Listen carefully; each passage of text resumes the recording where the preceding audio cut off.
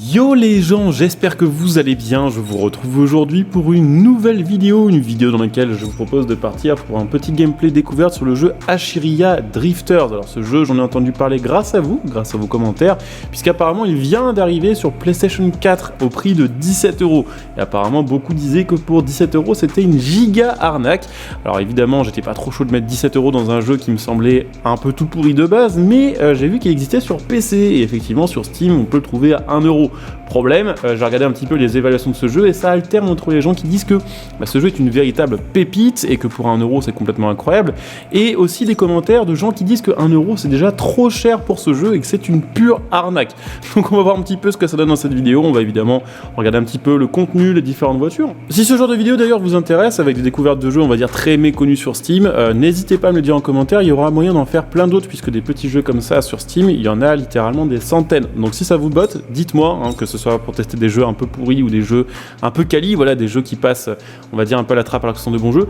Dites-le moi en commentaire, n'hésitez pas à laisser un petit like et puis pensez évidemment à vous abonner pour les prochains contenus que je vous proposerai sur ma chaîne YouTube. En vrai déjà je suis assez surpris de voir que il y a le vrai nom des voitures sur ce jeu, c'est-à-dire que contrairement peut-être à un Carex Drift par exemple, où la Honda S2000 s'appellerait pas S2000 mais peut-être B2000 par exemple, et bien ici toutes les voitures sont sous des noms officiels, ce que je trouve assez chelou parce qu'en général ce genre de petits jeux d'habitude n'ont pas forcément les licences.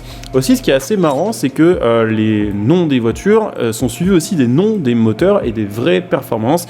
Je vois par exemple que là sur la 350Z on a le VQ35DE, ce qui correspond au nom du vrai moteur de la Nissan 350Z. Donc a priori il y a eu quand même des recherches et un petit côté quand même on va dire assez poussé dans le détail des voitures qui est assez appréciable. Bon alors ce petit let's play commence relativement mal puisqu'au moment où j'ai voulu acheter ma voiture le jeu a crash et on dirait que ça n'a pas sauvegardé, donc j'espère qu'on va pas avoir ce bug là en boucle. D'ailleurs je regarde un petit peu les options du jeu pour essayer de vous régler l'aspect d'affichage du jeu pour ne pas être obligé de nous mettre des bandes noires au niveau du gameplay, mais il semblerait qu'il y ait très peu d'options graphiques, ça se résume à ces trois options. Et de ce que j'ai compris, en fait, et en farfouillant un petit peu, ce jeu est simplement un portage PC de la version mobile de Asheria Drifter. Alors le jeu n'est dispo que sur iOS, donc je ne peux pas le tester puisque je n'ai pas ce qu'il faut comme matos chez moi, mais apparemment il y a très peu de différence au final entre la version iOS et la version PC.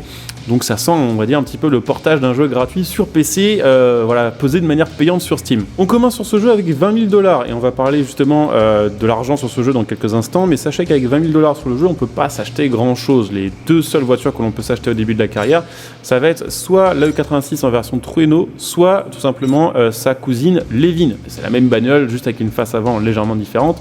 Donc on va dire qu'en termes de début de jeu, en termes de choix, c'est pas incroyable.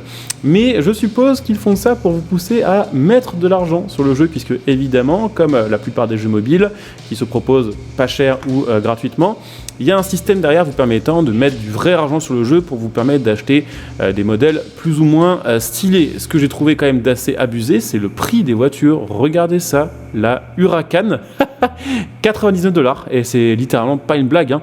Vous avez la S15 aussi, bon 5 $, c'est un peu plus raisonnable on va dire comme prix, mais ça reste on va dire très très cher vu les qualités graphiques du jeu et vu à mon avis le modèle de texture, mais il y a des prix qui sont complètement délirants et c'est pas un bug, c'est pas genre l'argent du jeu qui serait tout simplement affiché sous forme de dollars ici, c'est littéralement que le jeu vous demande de payer avec des vraies thunes pour vous offrir ce genre de bagnole. Et pour vous le prouver, voilà, j'ai tout simplement cliqué pour faire un petit exemple sur la Mitsubishi Lancer et ça me demande bel et bien 9,90 €, qu'évidemment je ne vais pas dépenser sur le jeu, mais je trouve ça quand même complètement abusé comme tarif. Donc effectivement le modèle économique du jeu est quand même assez horrible, hein. Les prix des voitures sont vraiment ignobles, je sais pas s'il y a vraiment beaucoup de gens qui ont acheté des voitures sur ce jeu avec du vrai argent, des vraies thunes, mais les prix sont complètement dingues. Donc bref, nous on va s'acheter évidemment une voiture gratuite et puis on va voir un petit peu ce qu'on peut lui faire derrière. On va peut-être se prendre d'ailleurs la Levin pour changer un petit peu de la Trueno, voilà, on aura une gueule un petit peu différente. Alors évidemment les chargements sont beaucoup trop longs pour ce que c'est. Alors je ne sais pas pourquoi ma caisse a changé de style. Ah, c'est parce qu'on a un pré-customiseur, ok. Ok, donc ça c'est plutôt sympa en vrai. Je ne sais pas si c'est gratuit ou s'il y a des skins payants entre guillemets. Mais ça permet du coup d'avoir des pièces esthétiques légèrement différentes. Je ne sais pas si derrière on pourra choisir pièce par pièce. Ah, 14 000, ok. Donc il y a quand même des prix. Ah ouais d'accord, donc il y a carrément des skins payants, j'avais pas vu en bas à droite de l'écran. 1,99 $, ok, donc, mais il y a quelque chose de gratuit au moins. Ok, le seul qui est gratuit c'est celui-ci qui est quand même pas dingue. On va se l'installer et ensuite comment ça se passe? Une fois que c'est installé, je suppose qu'il faut que je revienne en arrière. Ah ok, donc là je peux modifier pièce par pièce ma voiture. Donc est-ce qu'on a des body parts? Ah, il y a par contre peut-être pas mal de choix au niveau des modifications de la voiture. Ok, et c'est pour le coup pas avec du vrai argent, c'est avec de l'argent in-game. Donc ça, pour le coup, c'est pas trop mal foutu. Si on a ne serait-ce que 3 choix de pièces par pièce, justement, avec même la possibilité de changer sur certaines voitures la customisation des portières. Qu'est-ce qu'on a d'autre? On a les ailes, le bas de caisse, les jantes, les headlights et les taillights, donc en gros les feux avant et les feux arrière. Alors ça dépendra, je suppose, des bagnoles. À mon avis, on aura des customs un petit peu différentes. Les barres anti-roulis, enfin en tout cas l'arceau de sécurité intérieur, capot, siège, aileron arrière, coffre, grille, donc ça va être tout simplement l'avant de la voiture, hein, la calandre, l'échappement et donc mise que c'est des petites customs bonus je suppose, qui se mettent aussi sous l'échappement, ok, donc ça c'est on va dire pour la déconne. Ok, donc ça c'est les customisations esthétiques, on a évidemment aussi la possibilité de changer la couleur de sa voiture, alors ça a l'air d'être gratuit, je suppose, en tout cas je vois pas pour l'instant de curseur me demandant de payer. Mais alors par contre, comment peut-on voir le résultat? J'en ai aucune idée. Est-ce que si je fais save, ça n'a rien changé? Ah oui d'accord, okay, donc vous cliquez sur Paint All Parts. Et on a un Color Picker par contre, ça c'est très chouette, qui vous permet de récupérer, vous cliquez à un endroit sur votre écran et ça va tout simplement choper le code RGB d'une couleur. Donc ça c'est plutôt sympa. Donc bon, on s'en fout un peu, nous c'est, on va dire, pour tester les fonctionnalités. Mais ça c'est assez marrant qu'il y ait ça sur ce jeu-là. Il y a plein de jeux genre Forza ou Need for Speed où il n'y a pas de Color Picker par exemple. Donc il y a un système d'amélioration de voiture avec, bon, on va dire, toutes les pièces un peu classiques, hein. On peut changer les pneus, la boîte de vitesse, mais après aussi plusieurs pièces au niveau du moteur. Donc voyons voir, là si j'ai 2000$, ah ok, alors par contre, il y a un temps, ah ok, donc ça c'est vraiment littéralement du gameplay jeu mobile. Il y a un cooldown en fait pour pouvoir faire certaines actions, il faudra attendre. Alors je suppose que sur mobile on peut peut-être passer ce cooldown en regardant par exemple des publicités ou en payant avec l'autre monnaie payante du jeu qui sont les espèces de petits jetons violets que évidemment je ne vais pas dépenser maintenant parce que peut-être que plus tard ils me seront utiles. En tout cas on a déjà claqué pas mal de notre argent, il ne nous reste pas grand chose, on va peut-être essayer d'améliorer un petit peu les pneus quand même et puis pourquoi pas les freins. Ah, il n'y a pas d'amélioration de freins, ok, bon, let's go. Donc il y a un éditeur de vinyle, what the fuck, ok, ouais, donc c'est des pré-créations qu'on va pouvoir appliquer, mais par contre c'est payant, là aussi avec la monnaie du jeu, qui sont les petits jetons violets, qui, d'ailleurs je n'ai pas encore regardé les prix, mais voyons voir ce que ça donne. Donc ils appellent ça les gemmes, je suppose, et pour avoir 5 gemmes, donc on va dire le pack de base du jeu, c'est 1€. Donc sachant que j'ai payé le jeu 1€, au final, c'est comme si je jouais avec un free-to-play, mais qu'on m'avait offert 1€ de monnaie. Donc il y a un système de tickets, je suppose que ça va être utile pour pouvoir lancer des épreuves, et je suppose que chaque jour, on a un certain nombre de tickets disponibles, et que si on veut jouer plus, il faut payer. Bon, il y a le résumé de toutes les voitures payantes du jeu actuellement, avec la Huracan qui a seulement 100$ au lieu de 200, incroyable. Et puis les events, alors ça, je ne sais pas à quoi ça correspond, mais je suppose que c'est pour des events multijoueurs, je dirais. Alors par contre, j'ai vu que sur la dernière mise à jour du jeu, j'avais ajouté un système permettant de créer des personnages et de les customiser. Donc on va peut-être se faire un personnage vite fait histoire de vous montrer un peu à quoi ça ressemble, mais ok. Ah oui, donc il y a un petit peu de custom, ok, effectivement. Putain, les prix 1500$ pour une coupe de cheveux roses. Alors c'est très cool d'avoir ajouté la customisation de personnages, sauf que les prix de customisation de personnages sont plus élevés que le prix des améliorations de voiture. Alors personnellement, quand je joue sur un jeu de bagnole, clairement toute ma thune va passer dans la caisse. Hein, et clairement, si ça avait été gratuit ou si ça avait été peut-être 10 fois moins cher que ça ou 100 fois moins cher que ça, j'aurais peut-être passé un peu de temps avec. Mais ça me paraît quand même ultra cher. Alors par contre, il y a un système de réglage qui est gratuit. Ah non, on peut swapper des moteurs. Ok, donc là par exemple, imaginons que je veux mettre qu'est-ce qu'on a d'autre? Est-ce qu'on a un 2JZ? Par contre, ça s'affiche. Ça, c'est quand même quelque chose de cool. Il y a plein de jeux où on peut swapper les moteurs et où on voit pas visuellement la différence. Là, en vrai, ils se sont fait chier sur certaines features quand même. Hein. C'est assez appréciable.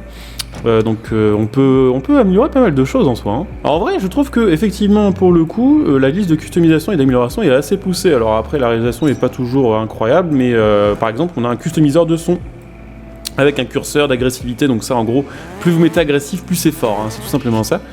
Mais voilà, il y a aussi la possibilité de changer par exemple la taille des roues de votre voiture.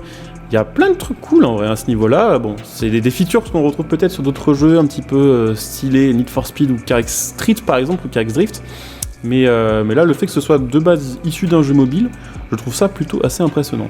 Alors sachez que sur ce jeu, on ne peut pas changer les touches attribuées à la manette, donc là c'est un petit peu emmerdant si par exemple vous n'avez pas envie de jouer avec la gâchette RB et LB pour passer les vitesses, mais on est baisé, et que apparemment un support volant est prévu, mais coming soon, voilà, on ne sait pas quand ça va arriver, je sais même pas s'il y a vraiment d'intérêt à mettre un support volant sur ce jeu. Donc c'est bon, j'ai réussi à enfin faire avancer ma voiture sur le jeu, je ne sais pas pourquoi, mais ma manette n'est pas reconnue, alors je suppose que c'est simplement parce que c'est une manette de Xbox et qu'à mon avis le jeu est fait pour être utilisé avec une manette de PlayStation, en tout cas d'après le visuel que l'on peut voir quand on customise les touches.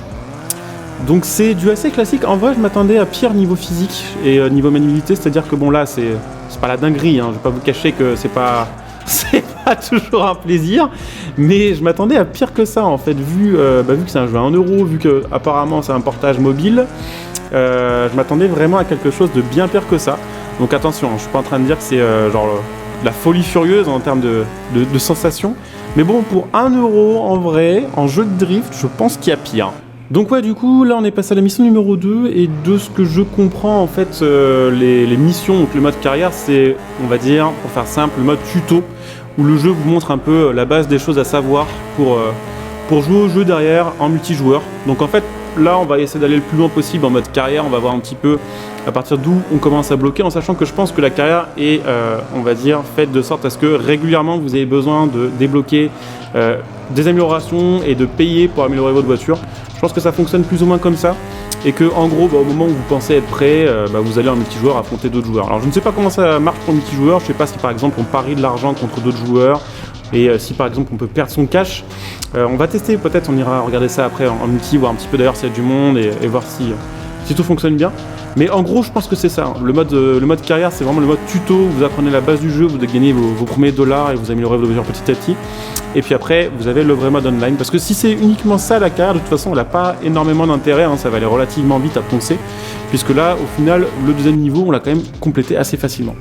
Et donc nous voici au 10e niveau, je m'étais dit qu'on ferait les 10 premiers pour voir un petit peu ce que ça donnait, voir s'il y avait des choses un petit peu à dire, et en vrai le jeu est quand même giga moche, hein. Alors je sais que c'est un jeu Steam à 1€, mais j'ai déjà joué à d'autres jeux à 1€ sur Steam, des jeux comme ça faits par des petites équipes et tout, ce qui n'est même pas vraiment le cas de ce jeu au final, puisque bon c'est une version PC d'un jeu mobile, hein, donc c'est vraiment du boulot ultra pré-mâché déjà de base. Et je suis pas sûr que ce soit une si petite équipe que ça, mais bon. En tout cas, j'ai déjà joué à des jeux de l'époque de la PS2 qui étaient plus jolis que ça, hein. Les arbres, ils sont vraiment dégueulasses. Alors je sais que c'est fait pour être joué sur mobile de base, que peut-être, du coup sur mobile avec un plus petit écran, on voit moins ce genre de choses, mais là, franchement, c'est vraiment chum. Et ils ont vraiment pas d'excuses, parce qu'en vrai, ça fait quand même des années qu'on peut maintenant faire des jeux assez jolis pour pas trop cher, quoi. Donc là, pour le coup, c'est vrai que c'est quand même vraiment moche. Donc là, j'ai passé quelques niveaux, j'ai débloqué du coup des gemmes violettes, et on a débloqué aussi de l'argent. On va voir un petit peu ce qu'on peut se payer pour 50 000 $. Est-ce que les prix montent vite ou pas? 21 000. 31 000 déjà, qu'est-ce que je peux m'acheter? Une S2000, une Miata 50 000, la GT86 ça passe toujours. Les prix des voitures sont vraiment élevés. On peut s'acheter une Fairlady Z éventuellement, et après c'est déjà trop cher pour nous. Donc c'est vrai que les prix sont quand même salement abusés. J'étais en train de me dire ça pendant que je faisais mes épreuves, j'étais en train de me dire, en vrai les épreuves sont assez faciles au début du jeu, on gagne vite de l'argent, enfin en tout cas on gagne des grosses sommes, hein. On gagnait 1000, 2000, 3000, etc.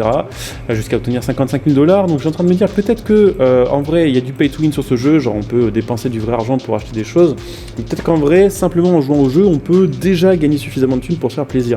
Et en vrai, on va s'acheter quoi? On va s'acheter une 350Z pour voir, et qui est soi-disant à moins 50%, à 55 000.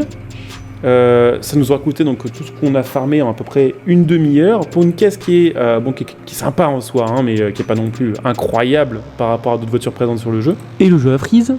Donc on s'est acheté notre petite Nissan ZR, on peut revendre les voitures. Combien ça me rapporte de vendre une voiture que j'ai acheté? 18 000 $. Si je clique dessus, il ne se passe rien. C'est génial. Alors les menus sont assez buggés, hein, vous le verrez d'ailleurs peut-être à d'autres moments dans le gameplay. Il y a des surcouches de menus qui se mettent par-dessus d'autres couches de menus, et c'est assez relou en vrai. Et bah écoutez les gars, le problème c'est que depuis que j'ai changé de voiture, plus rien ne fonctionne. Ça fait genre 4 fois que je relance le jeu et que je ne peux rien faire. Je ne sais pas ce qui se passe. La seule chose que je peux faire évidemment, c'est dépenser de l'argent sur le jeu pour acheter des crédits. mais je ne peux cliquer nulle part. Alors peut-être que c'est bon ce coup-ci. Si je choisis ça, que je double-clique dessus, qu'est-ce qui se passe ensuite? Si je fais back, ah c'est bon, ça a changé de bagnole, enfin ok, il était temps. Voyons voir un peu les prix justement pour voir si plus une voiture est chère, plus les améliorations sont chères. Ça a l'air d'être le cas, puisque tout à l'heure les pare-chocs avant de la Trueno coûtaient genre 5 fois moins cher. Par contre, il y a peut-être plus de customisation aussi. Bon, qui sont parfois un peu simplistes. Voyons voir le prix des améliorations moteur, tiens, par curiosité. Ouais, c'est aussi pas mal plus cher quand même, hein. Bon, on va faire un petit peu de gameplay en multi, mais en multi entre guillemets, puisqu'en fait, vu qu'il n'y a que 32 joueurs au monde et qu'il y a 6 serveurs, bah, j'ai peut-être pas de pot, et je crois que je suis tout seul sur le serveur sur lequel je suis actuellement. Mais pour débriefer un petit peu cette vidéo, bon, clairement pour 17 € sur PlayStation 4, c'est une pure arnaque. Pour 1 € sur PC, j'ai envie de dire que c'est pas loin d'en être une, mais que c'en est pas tout à fait une non plus, hein. Pour résumer un peu, bon, les points positifs, il y a beaucoup de contenu quand même, hein. Pour un petit jeu comme ça, il y a quand même pas mal de voitures qui sont en plus sous licence, avec un système d'amélioration et de customisation assez poussé. On peut modifier pas mal de choses sur la voiture, et c'est un des seuls jeux que je connaisse en vrai où bah, quand vous faites un swap, ça change vraiment les choses, et même visuellement quoi. Sur Forza, si vous mettez un Turbo Rally à la place de je sais pas quel moteur, ou le V12 Lambo à la place d'un autre, sous la B-moteur, même en Forza Vista, il n'y aura pas de changement esthétique. Donc il y a des choses comme ça qui sont bien faites sur ce jeu, et dans ces cas-là, dans ces moments-là, c'est plutôt cool. Même la physique est relativement agréable, j'ai envie de dire. J'ai joué à des jeux de course plus chers que ça, genre Super Street The Game, et qui avait vraiment une moins bonne physique que ça. Là, en vrai, bon, c'est compréhensible, c'est assez logique, et c'est assez facile à prendre en main, même au clavier, même pour un joueur qui n'a pas joué au clavier, comme c'est mon cas depuis 10 ans. Donc, conduite, ok, mais bon, clairement pas une simulation non plus. Ok, voilà, pour un petit jeu comme ça. Mais après tout le reste en vrai ça va un peu dans la catégorie négative, hein. Les graphismes sont quand même pas très beaux même pour un jeu mobile, les sons sont pas fous même pour un jeu mobile, le jeu est archi buggé, ça crache tout le temps, il y a des superpositions de menus, enfin il n'y a pas grand chose qui va, on peut pas customiser ses touches. Qu'est-ce qu'il y a d'autre en négatif? Évidemment le système pay to win du jeu qui est abominable, hein. Les prix sont ultra chers, farmer sur le jeu même si on gagne des grosses sommes, bah c'est on va dire pas suffisant vu le prix des pièces. Le jeu vous pousse tout le temps à payer voilà, aussi des gemmes pour accélérer le développement de certaines pièces. Bon, faut dire qu'au début du gameplay, je vous ai montré des pièces qui mettaient 2 minutes à s'installer. C'est le début du jeu, ça va, 2 minutes c'est acceptable d'attendre 2 minutes pour qu'une pièce s'installe. Mais c'est typiquement le genre de jeu où au bout de quelques améliorations, on vous demande d'attendre 24 heures. Quoi. Et bah, clairement, c'est ce que je déteste globalement sur le jeu mobile, c'est cette manière de fonctionner. Donc oui, le jeu n'est pas cher, mais en fait, si vous voulez vraiment en profiter à fond, il va falloir sortir la CD et acheter vraiment beaucoup de choses. Et ça va vous revenir pour le coup à clairement beaucoup plus cher que d'acheter un AAA qui de base a plus de contenu. Donc déjà voilà, il y a ça en négatif. Donc clairement, je ne recommande pas. Voilà, il fallait que je le teste quand même parce que c'est vrai que beaucoup de gens m'ont parlé ces derniers temps. Aussi oui quand même, sachez que le jeu sur Steam est dispo depuis 2019 et qu'il y a eu pas mal de mises à jour, mais que depuis en gros mi-2021, il n'y a pas eu de match sur le jeu. Donc je ne sais pas si le jeu a été complètement abandonné ou si c'est parce que justement les devs étaient concentrés sur la version PlayStation. Mais de ce que je vois au niveau de l'activité sur le jeu, bah ça va plus beaucoup progresser, il va plus y avoir beaucoup de choses à améliorer sur ce jeu là.